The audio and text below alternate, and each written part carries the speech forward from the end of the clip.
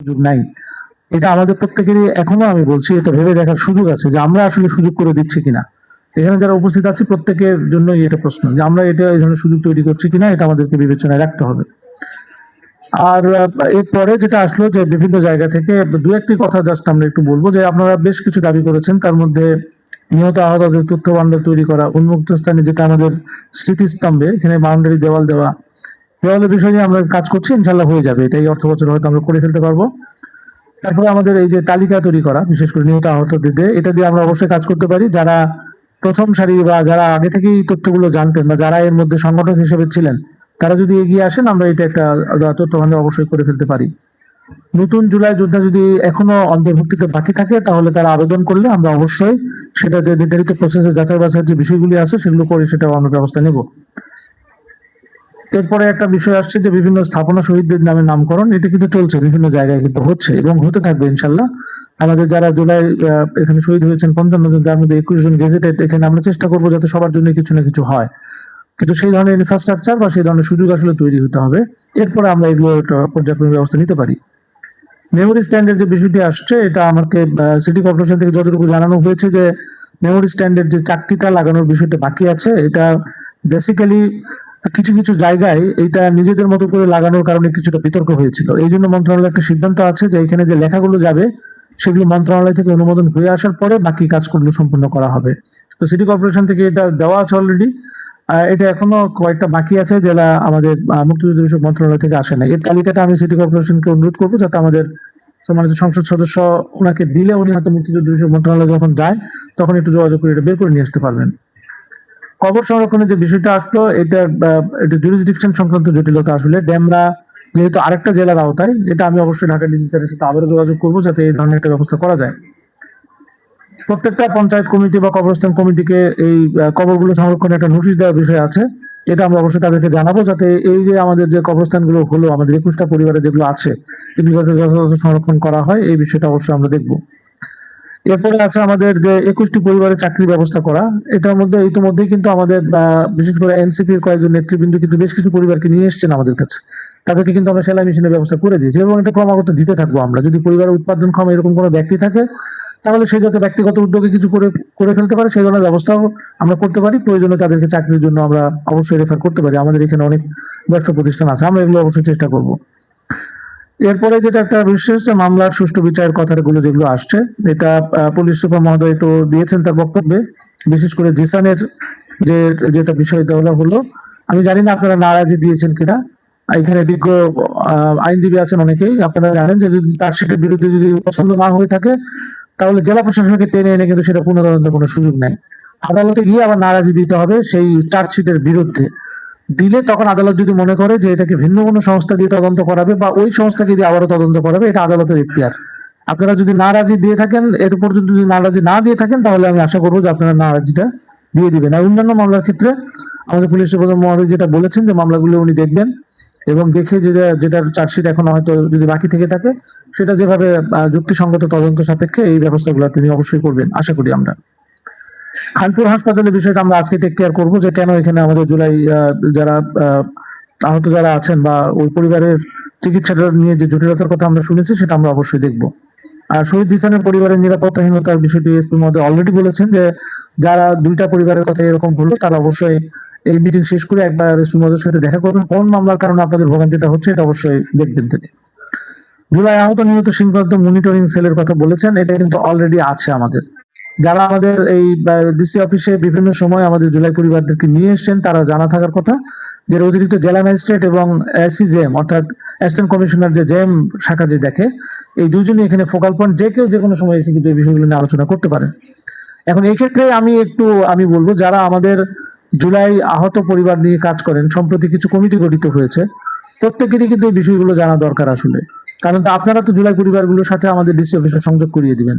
তো এখানে আমাদের অতিরিক্ত জেলা ম্যাজিস্ট্রেট সেটার জন্য দায়িত্বপ্রাপ্ত। আপনারা যদি জুলাই পরিবারের কোনো বিষয়ে যদি কিছু থেকে থাকে তো সেই ধরনের বিষয় নিয়ে আপনারা অতিরিক্ত জেলা ম্যাজিস্ট্রেটের সাথে কথা বলতে পারবেন, তার মাধ্যমে আমি মেসেজগুলো পেলে আমরা সংশ্লিষ্ট দপ্তরগুলোর সাথে যোগাযোগ করে এই বিষয়গুলো নিয়ে কাজ করতে পারবো। আর আমি আমাদের পুলিশ সুপার মহোদয়কে একটু অনুরোধ করবো, আপনার যদি একজন অ্যাসাইন্ড অফিসার যদি দেন, যদি এই পরিবারগুলি যদি কোনো ধরনের হয়রানির শিকার হয়, আলফা 3 আছে, হ্যাঁ, তাহলে তারেক আল মেহেদী তাকে কিন্তু অ্যাসাইন করা আছে অলরেডি, অ্যাডিশনাল এসপি তারেক আল মেহেদী। তো তার সাথে আপনারা এটা নিয়ে কথা বলতে পারবেন। এই বিষয়গুলো হয়তো ইনফরমেশন গ্যাপের কারণে হয়তো হয়েছে, কিন্তু মেকানিজম যে নাই বিষয়টা কিন্তু এরকম না, অবশ্যই আছে। এরপরে যেটা আসলো আমাদের যে সমন্বিত উদ্যোগের কথা, অবশ্যই এটাই একমাত্র বিষয় যে আমরা যদি জুলাইকে ধারণ করতে চাই, এই একটা দিন শুধু দিবস পালন করা, মানে আমাদের শ্রদ্ধাঞ্জলি দেওয়া বা চাকরি দেওয়া, এই কোনো উদ্দেশ্য নিয়ে কিন্তু আসলে জুলাই বিপ্লব হয়নি। জুলাই বিপ্লব হয়েছে কি জন্য? একটা বৈষম্যহীন সমাজ ব্যবস্থা প্রতিষ্ঠা করার জন্য। সেটা যিনি জুলাই যুদ্ধে অংশগ্রহণ করেছেন তার জন্য, যেমন সাধারণ একজন নাগরিক তার জন্য ওটাই। প্রত্যেকেরই অধিকার, আসলে আমাদের এই অধিকার নিয়েই কাজ করতে হবে। আমরা আগের দুঃশাসন থেকে মুক্তি চেয়েছি এই অধিকারটা নিশ্চিত না হওয়ার কারণে। সুতরাং আমাদের এই সমন্বিত উদ্যোগ অবশ্যই লাগবে। এখানে প্রশাসন, আপনারা হয়তো রাষ্ট্রীয়ভাবে দায়িত্বপ্রাপ্ত, এই জন্য সবসময় প্রশাসনকে হয়তো সবকিছুর জন্য দায়ী করা হয়, কিন্তু প্রতিটি নাগরিকের কিন্তু এখানে কর্তব্য আছে যার যার মতো করে। কারণ জুলাইয়ের প্রশাসনটা একা করেনি, সেখানে রাজনৈতিক দলের লোকজন ছিল, সমাজের নাগরিক ছিল, সবাই ছিল, যে যার মতো সুবিধা নেওয়ার চেষ্টা করেছে। আজকে অনেকে হয়তো বিপ্লবের ধারক বারক হয়ে গেছে, তারাও কিন্তু একসময় সুযোগ নেওয়ার চেষ্টা করেছে। সুতরাং এটা তো সবাই এর সাথে আছে সমানভাবে। তো আমাদের যেটা দরকার হলো যে আমাদের প্রতিনিয়ত যেন আমরা নিজেদেরকে প্রশ্ন করি যে আমরা ঠিক লাইনে আছি কিনা, যে স্পিরিট নিয়ে আমরা জুলাই যুদ্ধ করেছি সেই স্পিরিটে আমি এখনো আছি কিনা। এটা অন্যকে দোষ দেওয়ার সাথে সাথে যেন আমি এটাও চিন্তা করি যে আমিও ঠিক লাইনে এখনো আছি কিনা। আমি যদি মনে হয় যে আপনি ঠিক আছেন, তাহলে দেখবেন যে প্রকৃতপক্ষে অনেক কিছু ঠিক হয়ে গেছে। তো এটা আমাদের উদ্যোগ, আশা থাকবে যে আমরা সমন্বিত উদ্যোগ নিতে চাই। এখানে আমরা কোনো ভেদাভেদ করতে চাই না। নারায়ণগঞ্জের প্রতিটি নাগরিকই আমাদের আসলে নাগরিক। অবশ্যই যারা অপশাসনের সাথে জড়িত তারা ছাড়া, যারা প্রকৃতপক্ষে দেশের নাগরিক, যারা দেশকে ভালোবাসেন, যারা সমাজকে ভালোবাসেন, মানুষকে ভালোবাসেন, বৈষম্যহীন সমাজ যারা চান, তা আমরা প্রত্যেকের জন্য কাজ করতে চাই, সবাইকে নিয়েই কাজ করতে চাই। আর আমাদের পরিচ্ছন্ন এবং নিরাপদ নারায়ণগঞ্জের কথা বলা হয়েছে, এটা অবশ্যই আমাদেরও উদ্দেশ্য। আপনারা জানেন যে আমরা চেষ্টা করছি এই বিষয়গুলো নিয়ে। আইন শৃঙ্খলা, গত মিটিং এ আমরা বেশ কিছু আলোচনা করেছি, আপনারা দেখেছেন যে বেশ কিছু উদ্যোগ আমাদের আছে। অতীতের সময় চাইতে আমাদের মামলা গ্রহণের, মামলার আসামি গ্রেপ্তারের, তাদেরকে কোর্টে উপস্থাপন করার, এই বিষয়গুলিতে অনেক অনেক আমরা বাড়িয়েছি, এবং মাদক থেকে শুরু করে অন্যান্য সকল বিষয়ই আছে আমাদের। এখন মানে কিছু বিষয় আছে যেগুলো হয়তো সমাজ ব্যবস্থার মাধ্যমে ঠিক হবে, কিছু বিষয় আছে পুলিশের মাধ্যমে ঠিক হবে, কিছু প্রশাসনের মাধ্যমে ঠিক হবে, কিছু হবে আদালতের মাধ্যমে। একটা এন্টিটি কিন্তু পুরো সমাজ ব্যবস্থার বৈষম্য কিন্তু দূর করতে পারবে না। এখানে আমাদের পঞ্চায়েতগুলোকে আমরা শক্তিশালী করার জন্য কাজ করছি। ইতিমধ্যে আমাদের কমিউনিটি যে পুলিশিং যে বিষয়গুলি, সেগুলো আমাদের প্রত্যেকটা ওয়ার্ড, ইউনিয়ন পর্যায়ে কিন্তু গঠন করা হয়ে গেছে। একটা সমাজ ব্যবস্থাপনা কেবলমাত্র পুলিশ দিয়ে টিকে থাকে না। যদি থাকতোই তাহলে শেখ হাসিনা হয়তো আরো কন্টিনিউ করতে পারতেন। এখানে কিন্তু সবারই দায়িত্বের মধ্যেই কিন্তু পড়ে যে আমার যতটুকু অংশ আছে সেই অংশটুকু যেন আমি আমার মতো করে কাজ করি, যাতে ওই এলাকাটুকুকে ভালো রাখি। আমার নিজের পরিবার সঠিক আছে কিনা আমাকে এটা দেখতে হবে। যারা আজকে সন্ত্রাসী অপরাধী, তাদের প্রত্যেকেরই কিন্তু পরিবার আছে, তাদের বাবা আছে, তাদের স্ত্রী আছে, তাদের মাও আছে। তো প্রত্যেকে যদি যার যার পরিবারটাকে আমরা ঠিক করি, তাহলেই কিন্তু রাষ্ট্রের উপর কিন্তু চাপ, বোঝাটা কমে যায়। আমরা সবসময় মনে করি যে আমার সন্তান মাদক নিচ্ছে নিক, আমার ফেন্সিডিল খাচ্ছে খাক, আমার ভাতিজা খাচ্ছে কেন, এটাই আমি পুলিশকে হয়তো বলবো, আমার নিজের ছেলের কথা হয়তো আমি বলবো না।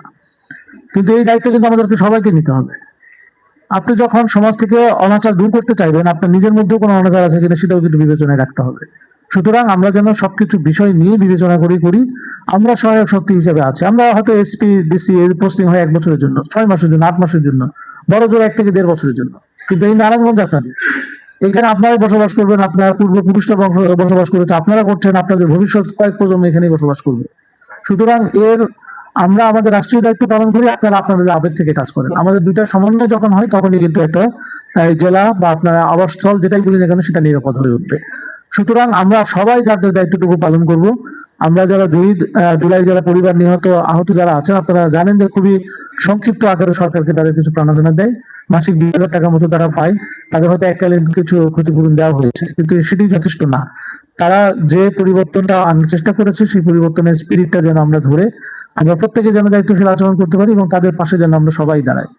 কারণ এই জায়গাগুলোতে সরকার এককালীন ভাবে কিছু বরাদ্দ দেয়, কিন্তু প্রতিনিয়ত হয়তো বরাদ্দ সবসময় বাজেটে যে সরকার সেম বরাদ্দ প্রতি বছর দিতে পারে এরকম বিষয়টা না। হয়তো শুরুর দিকে তাদের 5 লাখ, 8 লাখ, 10 লাখ টাকা দেওয়া হয়েছে, অনেকের সঞ্চয়পত্র করে দেওয়া হয়েছে, কিন্তু এটা প্রতি বছর হয়তো সরকারের পক্ষে 10 লাখ টাকা সঞ্চয়পত্র দেওয়া, এটা হয়তো কতটুকু বাস্তবসম্মত হবে আমি জানি না। সুতরাং সমাজে তাদের যে অবস্থানটা, তাদের যে রিইন্টিগ্রেশন, একটা অসহায় পরিবার, তাদেরকে সমাজে যে আমাদেরকে যথাযোগ্য সম্মানের সাথে একটা জায়গা দেওয়া, সেটা কিন্তু আমাদের সমাজের প্রতিটা মানুষেরই দায়িত্ব। আমরা যেন এটা সবাই পালন করতে পারি, এবং বিশেষ করে যারা এই সমন্বয় দায়িত্বগুলো পালন করার জন্য কমিটি বিভিন্ন ধরনের তৈরি হয়েছে, যারা যারা হয়তো জুলাই যোদ্ধা, জুলাই পরিবারের নামে বিভিন্ন কমিটি যারা আছে, তাদের কিন্তু মূল কাজটাই থাকবে যে এই পরিবারগুলোর দেখাশোনা করা এবং জুলাই যে উদ্দেশ্য নিয়ে বাস্তবায়িত হয়েছে। প্রত্যেকেই তো আর জেনে বুঝে নেতা হওয়ার জন্য যুদ্ধে যায় নাই।